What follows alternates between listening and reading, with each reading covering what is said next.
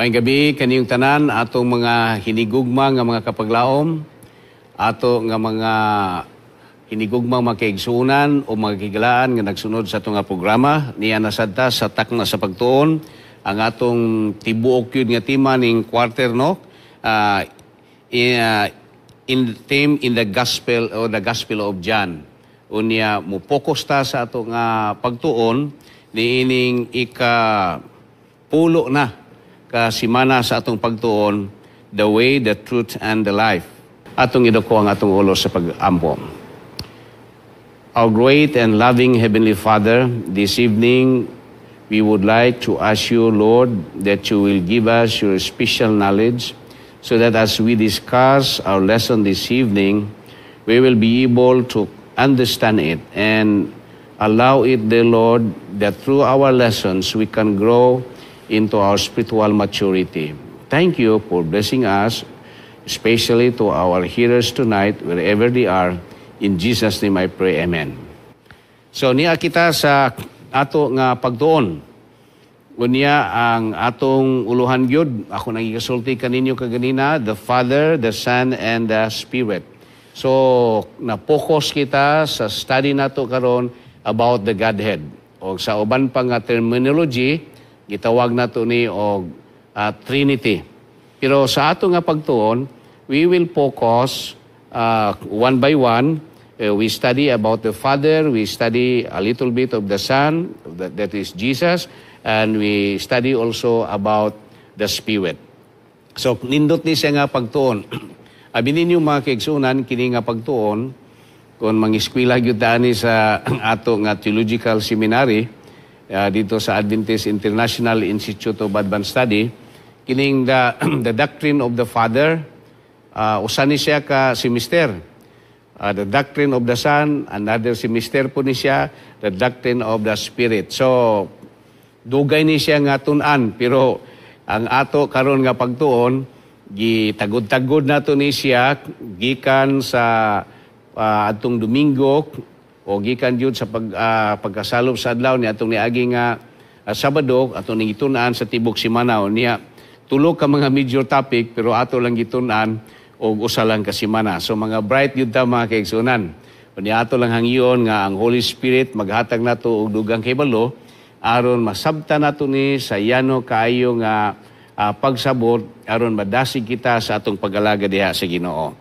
So atong basahon ang ato nga memory text no, atong makita dinhi sa John chapter 14 verse 26. The Helper, the Holy Spirit, whom the Father will send in my name, He will teach you all things and bring to your remembrance all things that I said to you. So mo na yung ato nga key-text. Now, looking into our key-text sa ato nga pagtuon ining simana, the Helper represent the Holy Spirit, no? The Helper, the Holy Spirit, whom the Father will send in my name. So this is Jesus, nagsulti siya sa mga disciples, sa mga believers, nga kung muadto na siya dito sa langit, magpadala siya sa Helper, and which is refers nga mao ang Holy Spirit. Unya, kini nga Holy Spirit, ipadala sa Amahan, ingon rin, whom the Father will send in my name. Kaya ipadala kining Holy Spirit sa Amahan in my name. Diha tungod sa ako nga ngalan. Unya, giingon nini, He will teach all things. Ang Holy Spirit kunok, magtudlo siya sa tanan nga butang. And bring to your remembrance, unya, iya mong tudluan sa tanang butang, unya, mapahinumduman mo, ha? And bring to your remembrance all things that I said to you.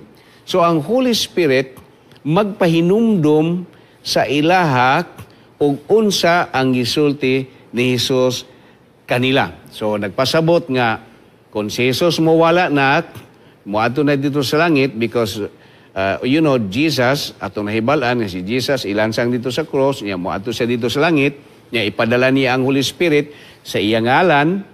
Unya ang Holy Spirit mutudlo kanila og mopahinumdum kanila sa gisulti ni Jesus kanila samtang si Jesus nag-uban pa sila. So ang Holy Spirit mag-uban Unya ang Holy Spirit, doon na siya kagahom, atong makita din doon na siya kagahom nga putudlo sa mga tao. So atong masabdan karon nga kini nga Holy Spirit, dili ni siya sa panlantaw sa uban nga mga tao, nga the Holy Spirit is just a driving force. Ang Holy Spirit murag hangin ra ni siya. Ang Holy Spirit kanang wala ni siya personality. Ang Holy Spirit kuan ra ni siya mura og espiritu sa Ginoo. So but brothers and sisters, gipasantop dinhi nga ang Holy Spirit is another personality. The helper, the Holy Spirit, and He will teach you all things. So sa to pa ang Holy Spirit, doon na siya katakos nga mutudlo sa matag usa kanato, and He will teach all things. So mura siya og teacher, no? Kay He will teach all things. Unya manggialamon siya. Kay iya kung hibalaan ang tanan nga butang. Unya iya putang pahinumduman. So this text alone maghatag kanato og gamay nga idea sa pagtan-aw nga ang Holy Spirit is a distinct person, member of the Godhead, member of the Triune God. So we have the Father, we have the Holy Spirit, and we have Jesus. So in this text mga kaigsunan, niini nga teksto atong makita nga the Father, the Son, and the Holy Spirit niya sila dinhi mga kaigsunan. So ingon ani ang ato nga paglantaw sa ato nga memory text niini nga simanaha. Unya ato pong gitan-aw dinhi nga sa pagpasabot ni Jesus nga siya ang the great I am, siya pud ni mao ang the Jehovah in the Old Testament nga si Jesus iyang gigamit kining mao nga pulong nga he said I am, unya nagpoint ni siya sa iyang divinity, sa iyang nga pagka-Dios. So here we see that Jesus is saying that the Holy Spirit is from God, unya gikan sa Ginoo, pinaagi siya ngalan ug magtudlo sa tanan nga butang. So atong makita nga the Holy Spirit is from God.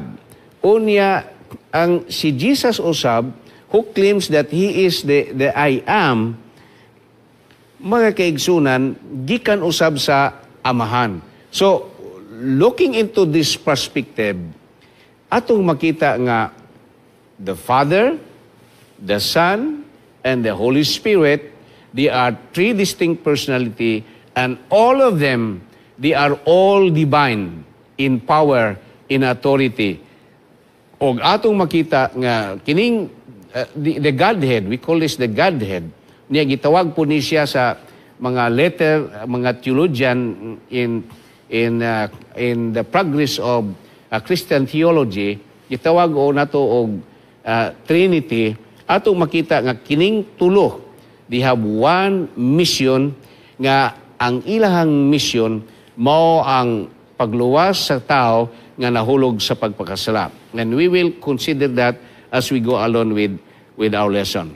So, and it is also mentioned because the book of John, the Gospel of John, presenting Jesus in many different ways, gitawag og mosaic nga paagi sa daghan nga mga pamaagi, trying to picture us, to tell us, to convince us nga si Jesus is a divine human being, that Jesus is the incarnate Son of God, nga si Jesus gikan samahan, I think last week ato nang gisgutan, that Jesus is from the bosom of the Father. So, gikan yun siya sa bosom sa to pa, nagkakahulugan, very intimate, very close, kay bosom god sa Father, sa to pa gikan sa dughan siya nga amahan. Ingon ana ang pag-describe sa atong lesson atong niagi nga semana. And now we are reminded that in John chapter 1, verses 1 to 14, this is how Jesus was presented by John, that in the beginning was the Word, and the Word was God, and the Word become flesh, and that is in the person of Jesus. And actually, kini nga maong mga teksto sa balaan nga kasulatan in the book of John, atong makita ang the Godhead working together for the salvation of men. So ato nang makita makigsunan. And even in the book of Genesis, ato pud gyapon na siya nga makita, because in Genesis chapter 1 verse 1, in the beginning God created the heavens and the earth. Then atong makita in verse 2, and the Spirit of God moves upon the waters. So we see the Spirit of God move above the water, and of course God was there. Of course asa man si Jesus niya nang maong panahon na. Of course ato nang makita dinhi sa John chapter 1 hangtod sa verse 14 nga in the beginning was the Word, and the Word become flesh and dwell among us. So ato nga makita that in the beginning, from the creation of the world, and even before the creation of the world, there is the presence of Jesus, there is the Holy Spirit, and there is God.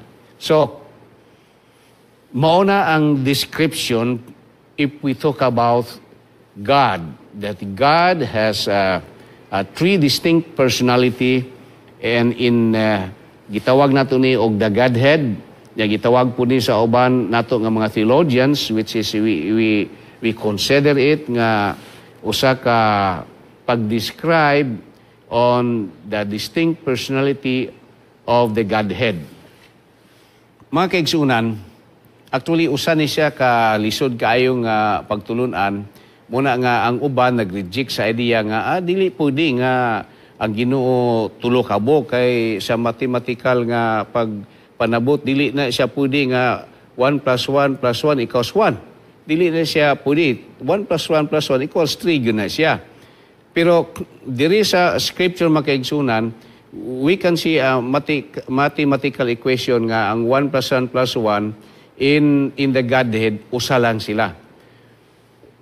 And the reality is, whether we like it or not, dili yun nato masabtan o dili yun nato matugkad sa atong tawhanon nga pangunahuna ang pagkaginoo.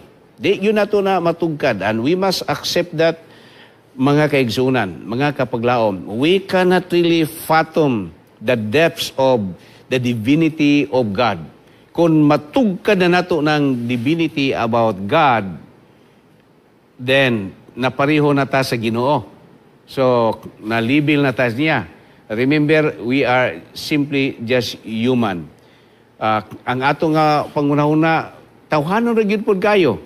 Pero ang Ginoo, ang iyang pangunahuna far exceed than everything. So dili gyud ta makatugkad.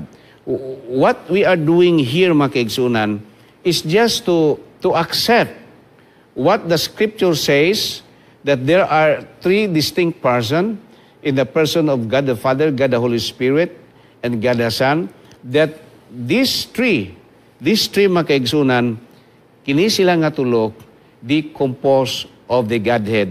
And that is what we call in Christian theology as Trinity. So inana ra gyud ang atong hatagan natong panglantaw. We must not go deep beyond to fathom the depth of the mystery of the Godhead. Kay dili yun nato na siya matugkad, mga hinigugma ko makaigsunan. Di gani nato na matugkad nga ang Ginoo nagpadala sa iyang bigatin san, unya nahimong tao sama kanato, unya nagpakamatay alang sa atong kasalanan.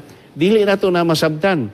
Unya daghan ang mga tao na nga grupo sa mga taon nga dili yun na nila madawat nga theology. Dili yun na nila madawat nga approach sa Ginoo alang sa pagluwas sa iyahang mga katawhan. So dili nato matugkad ang pagka-Dios. But what is revealed in the scripture, we have to accept nga niya yuning tulo ka personality nga nag-compose sa the Godhead. Example no, ato makita na sa Matthew chapter 28 verse 19 to 20. Go ye therefore and preach to all nations. baptizing them in the name of the Father, in the name of the Father, in the name of the Son, and in the name of the Holy Spirit. So, imong tanaw na, dunay mga article. In the, sa tupad, the is the article, no? In the name of the Father, then in the name of the Son, and in the name of the Holy Spirit. Everyone has the article, nagpasabot nga, doon na sila distinct personality, gi-introduce sila ni Matthew in such a way nga tagsa-tagsa sila og personalidad nga kana nga kamatuoran we are going to accept because that is the mandate of Jesus himself nga ang tanan nga mga believers who are to accept Jesus must be baptized in the name of the Father, the Son, and of the Holy Spirit. So, actually, muna siya ako nakita nga makonek na ko mga igsuon sa ato nga memory text ni ini nga atong pagtuon ining simanaha. There is the Holy Spirit, there is the Father, there is Jesus, and these three works for the salvation of men. Now, closely, ato nga tagaan og pagtuon gamay, ang adlaw diri sa Sunday, the Heavenly Father. So, this focus about the Heavenly Father. So, Jesus addressed God to dito sa langit, our Father which art in heaven. So you see, moni ang ato nga panglaong tanaw, there is God the Father.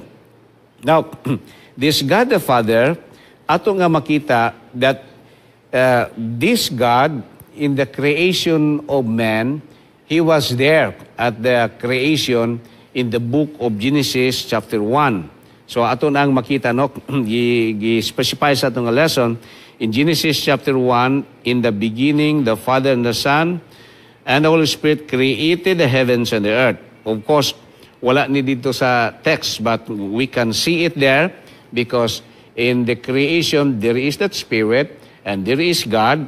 Then we question where is Jesus? But it is being clear to us as before all things was created, and all things was created in the name of Jesus. It is through Jesus that all things were created. And we can read that din sa book of John chapter 1. So, you can review that, brothers and sisters, mga kapaglaom, basahan ninyo ang John chapter 1, then atong madugang og kahayag atong masabtan pag-ayo nga Jesus at the creation was an active agent with the Father, with the Spirit in creating everything. So ato nang makita manigugma kung makiigsunan. Now, we see nga ang human being dito sa creation paghuman og create sa Ginoo sa kalibutan, unfortunately the perfect state of earth nga wala gyud sala, unblemished, putli gyud kayo, wala gyud atong makita nga dautan. But unfortunately there is also that mystery of sin nga niabot. Of course, pag abot sa sala, ang atong unang maginikanan was tempted, and they committed sin against the Lord, and so the peace of the earth, ang kalinaw, ang kahusay, ang ka-perfect sa tanan was disrupted, was marred by sin when our first parents has committed sin dito sa tanaman sa Eden. Now, ang sin makaigsunan was a disruption of our relationship with Jesus. So moto'y nag-alter, moto'y nagputol, moto'y nakapadistansya nato sa Amahan, God, tungod kay nahulog ang tao sa pagkasala. Then our lesson, gisulti dinhi, o giganahan kayo ko nga pagkasulti dinhi, thus Jesus took upon himself our human nature in order to restore knowledge of God and bring salvation to humanity. Nindot kayo. Tungod kay ang sala nga niputol sa relasyon sa tao ug sa Ginoo, unya ang sala nga nakapahimulag nato sa Ginoo, ang sala nga maoy naghatag kanato og kamatayon, mga kaigsunan, there is this plan of salvation para nga ma-reconcile tagbalik samahan. Ingon rin, thus Jesus took upon himself our human nature in order to restore knowledge of God and to bring salvation to humanity.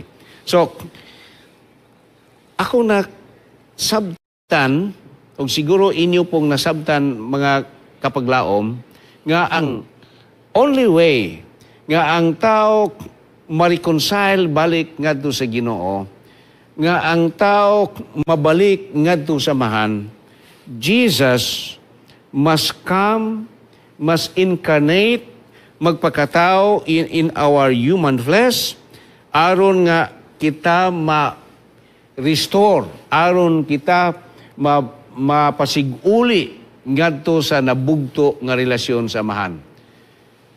Now, ang sala manggod nga na-commit nila ni Adan o ni Eva, dili manggod siya usa ka yano ra gyud kayo nga sala. Kay ang sugo sa Ginoo, usa ni kabalaan. So when God give a commandment, it is a holy commandment. Unya kay balaan man ni nga sugo sa Ginoo, nasupak man ni Adan og ni Eva, nagpasabot nga nabungkag nila ang balaan nga sugo sa Ginoo. Now, they are deserved to die. Kay giingon naman si Ginoo nga, di mo magkaon ni anang prutas nga nas tanaman sa Eden, kay makakaon mo ana, mamatay mo. Very unfortunate nga natintal sila sa serpente ni Lucifer. Nikaon sila. Pagkaon nila sa mga prutas, of course, the consequence of death musunod. But I would like to consider, or I would like to bring your mind to a consideration nga mahibulong ta ngano nga si Adan ni abot pa man og 930 years o something like that, no, nga taas kayo ang edad, anak pa siya namatay. So nganong nga wa man na siya namatay, di ba nag-ingon ang Ginoo nga sa mukhaon mo ana mamatay mo. Of course namatay man gyud gihapon sila, pero about 1,000 of years anak pa namatay si Adan. Actually, in my own understanding, nga ato na yun unta siguro nga panahon nga patyon si Adan o si Eva, kinakasala sila. But Jesus, but God, in the call of the day, miadto didto gipangita si Adan o si Eva. Nya inyong mahinumduman, nga si Adan o si Eva, sa dihang gipangita sila si Ginoo, sa Ginoo nagtago mi. Anong nagtago man mo? Hubo man mi Ginoo. Nganong nag-iyon man mo nga hubo? Nagkaon madaay mo sa putas nga akong gidili. Tinudluay na sila. Ginoo, tungod magod ng babae. Ingon po si Iba, tungod magod sa serpente. So now nakita nga sadaan sila. It was a simple way nga ang Ginoo nangita sa ilaha, unya this is to show that God knows everything nga ilang ibuhat, but God was trying to let them acknowledge nga nakasala sila. Unya, inyong tanawon, in the book of Genesis, nga si Adan ug si Eva, sa nahulog sila sa pagpakasala, ang ilang gibiste, dahon sa fig tree. Di ba? Murag dahon man sa fig tree. Nga ilahang gitahi. Ambot na siguro'y dagom atong panahon na, or unsa ba ka ilang gigamit, na ba ka hitanod, or unsa ka mga gigamit nila, no? Na siguro'y mga uway na ni atong panahon na, or unsa ilahang gigamit nga nakatahi sila o mga biste, gitugtuhog nila ang fig tree, dahon sa fig tree, kunya mo ilahang gitabon sa ilahang nga pagkahubo. Kay sawa pa sila nahulog sa pagpakasala, they were clothed with the glory of God. So, we do not see that glory of God. Pero, they are clothed with the glory of God nga nagtabon sa ilahang lawas. So, muna ilahang biste, the righteousness of God. Now, pagpakasala nila, nawala. Pagkawala, mo na itong giilisan nila og fig tree. O sa diha nga, mo na ito ilang gibistik, now, God came to them, unya sa pag-adto sa Ginoo, yung inyo nang mabasa sa Book of Genesis, nga ang Ginoo, giilisan ang ilahang biste, gikan sa biste sa fig tree, sa dahon sa fig tree, giilisan niya og panit sa karniro. So, it tells us nga ang Ginoo nagdakop siya og karniro, duha ka karniro, unya iya kining giihaw, unya ang panit gikuha si Ginoo, unya mao yang gipabiste ni Adan og ni Iba. So there was that lamb sacrifice nga gihimo sa Ginoo aron nga si Adan og si Iba right then maluwas sila, instead of dying, wala sila dayon mamatay, kundili tungod sa grasya sa Ginoo, nagkuha siya og karniro, og katong maong karniro, iyang gipasuot nga bisti ngadto ni Adan og ni Iba, and si Adan og si Iba nakapuyo pa, nakakinabuhi pa si Adan og taas nga katuigan into 930 years. Eventually, nisapir gyud si Adan, namatay gyud siya. Di ba? Ang konsekwensya si Adan magtrabaho sa singot niya, unya mag-umasya, din si Iba, tungod sa iyang sala, magburo siya, manganak siya diha sa kasakit. Muna nga kamo mga babae, o maminyo mo, niya mabulos mo, manganak, sakit yun na. Gawa siguro, o na ay painless labor nga gina-inject siguro. But generally, bation yun ng sakit sa natural nga birth delivery, no? So, ingon ana. So, but God in His love, iya pag yung na-save ang tao not to immediately die, but we have to bear the consequences sa gihimo nato that eventually man died. So, mo ni ang hitabo nato nga mamatay gyud ta. O tungod sa grabe na yung pagpakasala sa tao, ang atong edad nag-degenerate na gyud. Imbes nga 900, abot sa panahon lang ni David, abot na lang og 70, og sa atong nga panahon, of course, napay mo abot po og mga tag 90, tag 100, pero grabe na nga pag-amping sa kinabuhi. So, kining ato karon nga kahimtang is resulta ni sa kasalanan ngano nga naatay daghan kayo nga mga balatian o ngano nga niubos ang ato nga kinabuhi. But however, in our lesson, we are reminded of God's closeness to Jesus. Unya, in the plan of redemption, we could see that Jesus is coming down to us aron nga pinaagi kaniya makabaton kita og kaluwasan. Last week, ang atong lesson, sultihan ta sa atong lesson, atong key text, I am the way, the truth, and the life. No? Si ako mao ang dalan og ang kinabuhi, o ang kamatuoran og ang kinabuhi. So Jesus is the way. So Jesus coming down on earth, aron mo provide siya og dalan, Jesus coming down on earth, para muhatag og assurance sa kaluwasan, kinsa katong mutuo kaniya, makabaton og kaluwasan. Yan na sa ato nga lesson, ato na makita sa John chapter 3 verse 16, makita nato na sa John 5 verse 22 and 30. We have John chapter 6 og ato ni makita diri sa ato gyud nga listahan sa ato nga lesson kini mga teksto. Importante ni nga basahon ninyo ni mga kaigsunan kay naghatag ni og description sa role sa Father sa iyahang dako nga gugma alang sa tao by providing Jesus for our salvation. So, this is the Father. In love yun kaayo siya sa iyahang mga katawhan nga gihimo. And as we proceed on Monday, atong makita nga ang Ginoo sa ilang pag-create sa tao dito sa tanaman sa Eden, in Genesis chapter 1 verse 26 and 27, nga gihimo sa Ginoo ang tao in His own image. Inyo nang nahinumduman nga ang Ginoo naghimo siya ni Adan niya nagkuha siya og abo gikan sa yuta, niya iyan ang gipurma, unya iyang gipurma sama siyang dagway, unya iyaning sa dihang napurma na sama siyang dagway, may tiil, may kamot, may mata, may ilong, everything nga ato nga makita.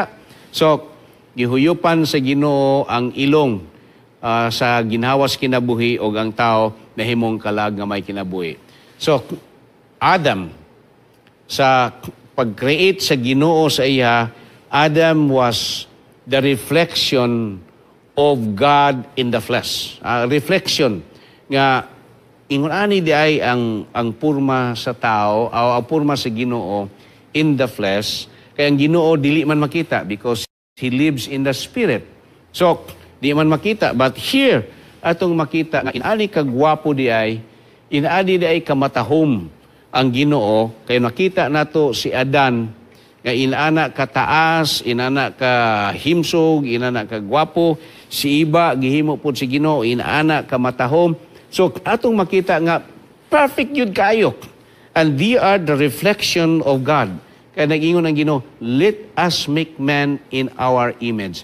Now again atong makita nga the word God, let us make man in our image, unya ang nagsulti niini is God. And the word God in the Hebrew word is Elohim. It means plural. So kanang pulong nga pagkasulti, let us make man. So kanang let us, it means it's more than one. So that is why God Elohim, ingon si God Elohim, let us make man in our image. So gihimo nila ang tao sumala sa dagway sa Ginoo. Unya gihimo sa Ginoo ang tao nga doon na siya relationship ngadto sa iyang creator. So gihimo sa Ginoo si Adan, unya si Adan doon na siya responsibilidad sa pag-worship sa creator niya. So muna responsibilidad ni Adan. Unya si Adan must be faithful and loyal sa iyang creator. And that should be nga angay yun nato nga buhaton kay gi-create ra gud ta, gi-create ra gud ta. Ug kinsay atong magbubuhat, kinsa atong creator, we must pay our allegiance, our loyalty, our worship kay that person who created you must be above you, must be all powerful. Ug tungod ni ana nga naghatag siya nato og kinabuhi, He is worthy for our worship. So, God created man in His own image, unya that bonding, that relationship between man and God naagyod. And that is what we see, what we saw in the book of Genesis, nga si Adan o si Iba, ang Ginoo, they can communicate as often as they could, no? Nga maka-istorya sila si Ginoo, walay sampung, walay sampung. Maybe they can see face to face with God. Ilang makita ang Ginoo face to face. Just like Adam, just like Abraham nga nakistorya si Ginoo naong og naong. Pero si Moses wala siya tuguti si Ginoo. And that is really exceptional kayo si Abraham, and maybe Enoch or maybe some other Bible characters nga they have the privilege of talking with God face to face. So ingon ana no, very privileged lang. I guess it's only Abraham and maybe Adan and Abe sa diha nga wa pa sila nahulog pagpakasala. So it was created with a purpose of a relationship. Relationship. Muna nga kita nga mga tao, doon na tayo kanang we are created to be not alone but to have someone. Nabitaw kanta gingon nga no man is an island. O kinahanglan yun ta og mga higala. Kay bisan pa gani kanang mga introvert nga mga tao, napagyud gihapon na sila yung mga higala. Siguro pipila lang, pinili lang siguro, gamay lang kay, introvert man sila. but we are created with a relational relational capability to interact with other people. So relational yun ang ato nga pagkahimo ng mga tao. Then ato nga makita din nga ang Ginoo is active with trying to reach out humanity at all costs. Nga iyag yung kabuoton ang tao nga nahulog diha sa pagpakasala. So we can see Jesus and the Father, they have altogether one mission of healing humanity. Unya gusto sa Amahan, gusto ni Jesus nga ma-reconcile ta. And that is why Jesus came to this world and died for our sin. Nga naman yun nga si Jesus mangyud ang ikinahanglan nga musakripisyo alang sa kaluwasan sa tao. Gikinahanglan yun siya tungod kay ang karniro, dili manggud balaan ang karniro. Ang gihalad nato nga mga baka, dili manggud balaan. Ang gihalad nato nga mga tukmo, dili manggud siya balaan. So, they are just only type, but the antitype is Jesus Christ. So, muna nga, si Jesus mianhi gyud dinhi, because Jesus alone, maora gyud tao nga wala mahulog sa pagpakasala, wala gyud gamay nga kudlit sa sala. So si Jesus maora gyud takos nga muluwas sa tao sa dihang gibayulit sa tao ang kasuguan sa Ginoo. Kay ang dugo sa karniro, dugo sa baka, dili mahimo nga takos nga makatubos sa tao, nga makabugti sa sala nga gihimo sa tao. Kay balaan man ang nabayulit ni Adan og ni Eva, kinahanglan ni siya og usapod kahalad nga balaan aron mapasiguli sa man. So inana ka grabe ang epekto sa sala that it needs the Son of God to come down unya to fill in the gap nga mapasiguli ang tao ngadto sa mahan. So it's only through Jesus Christ. So nindot kaayo ni siya nga kanang pagtulunan nga ato nga nasabtan nga si Jesus Christ, who is one with the Father, nianis kalibutan to bridge the gap between the Father, and the only way to do that is to give His life aron ang sala matabunan, aron ang sala mabayaran, unya ma-reconcile na ta dito sa mahan. And that is why si Jesus is the only way to the Father. If you want to be saved, if you want to have eternal life, you need to have Jesus in your life. You need to accept Jesus as Lord and Savior of your life, because Jesus is from the Father. Unya kay gikan man siya sa mahan, mianhi siya sa kalibutan, and accepting Jesus would din our passport to eternity. Jesus din is our passport to have eternal life. Jesus, makaigsunan, is the door, the way, the truth, and the life, aron nga mapasiguli ta sa Amahan. So, in the person of Jesus, diha gyud ta makabaton og kalawasan. Daghang salamat makaigsunan, natapos na ang ato nga pagtuon ning gabi una. Ako lang lauman nga ang ato nga pagtuon naghatag ni og dugang o jutay nga kahibalo mahitungod sa relasyon sa ni Ginoong Hesus og samahan, unya ang buhat sa amahan, ang mission sa amahan, ang mission ni Jesus, and of course the Holy Spirit. So they work together for our salvation. And this coming Wednesday, mubalik na punta, because another important topic nga ato nga pagahisgutan og importante sa gayo nato ni nga mahatagan og pagtuon. In so far, daghang salamat sa inyong pagsunod sa atong programa. Continue to follow our program, The Father, nining simana about the Father, the Son, and the Holy Spirit. Ang Ginoo magpanalangin kaninyo o kanunay siya nga magauban sa inyo nga kinabuhi, giyahantan niya sa kanunay sa matagad law. Iduko na tungulo sa pagambo.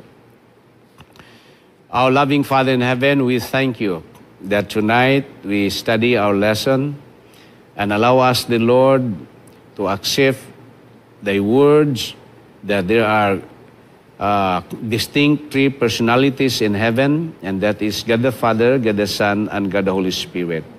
And we thank you, Lord, that through this mighty power in heaven that works for our salvation, we have to accept it, the Lord, in Jesus, that through Him we can enter in heaven and reconciled with the Father, and with the Holy Spirit working in our lives, we can walk with you, Lord, day from day. Thank you for answering our prayers.